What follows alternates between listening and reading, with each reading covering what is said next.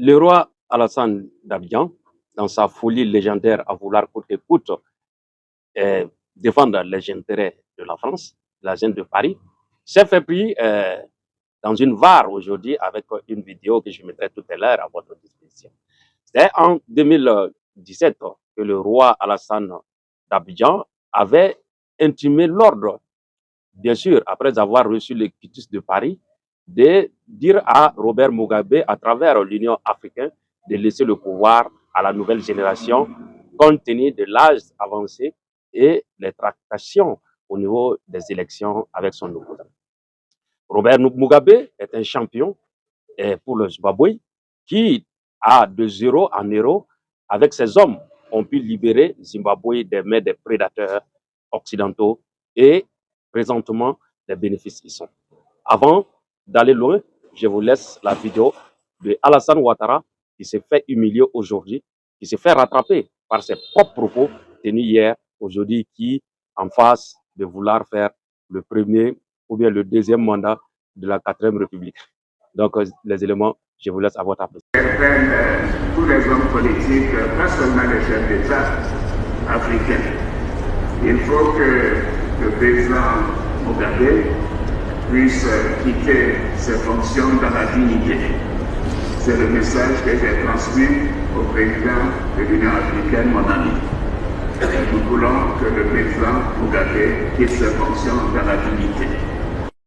Évidemment, à son âge, et compte tenu de la durée des fonctions, tout le monde est conscient qu'il est temps, bien sûr, qu'il cède son fauteuil à une nouvelle génération.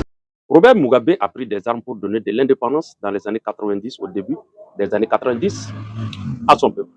Et il avait rappelé à son peuple que le peuple lui doit tout, parce que lui et ses hommes se sont risqués la vie et ont tiré le Zimbabwe du bourbier des Occidentaux, des prédateurs anglo-saxons. Aujourd'hui, Zimbabwe fait face aujourd'hui à un développement à un rythme croissant.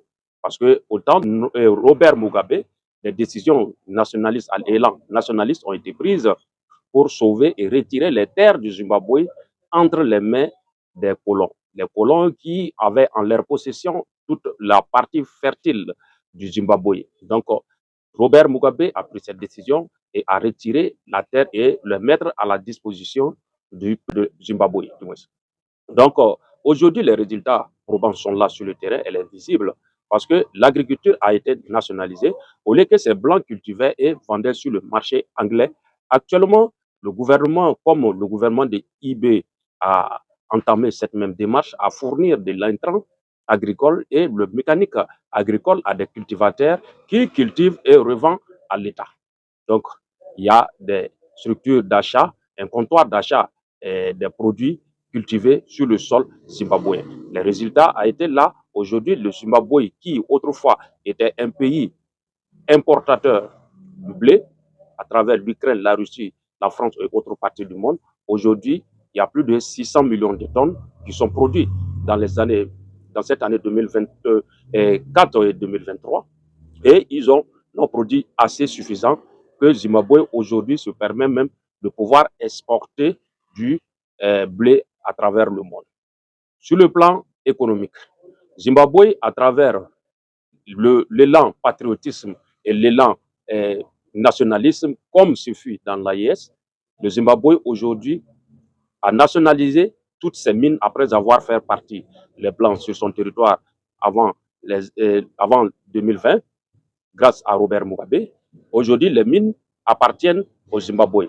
Zimbabwe a une réserve conséquente de l'or, parce que l'économie a été sabotée, les billets ont été sabotés, et que quand le blanc avait voulu prendre son départ, cela a été de même que ce qu'ils ont fait en Guinée. Donc, ils ont laissé passer des faux billets de part d'autre, et qu'il faudra remplir une brouette avec des billets de banque pour pouvoir faire ne serait-ce qu'un simple achat d'une ménagère. Donc, Zimbabwe est sauvé à travers cette démarche patriotique qui s'est engagée avec son peuple, avec le président actuel, à vouloir le faire sortir de l'ornière. Zimbabwe a fait sortir le Ziga, sa monnaie qui est rumée directement à l'or. Donc, une once d'or donne la valeur escomptée d'un billet de ZIGA, Zimbabwe Gold. C'est le nom du billet zimbabwéen aujourd'hui.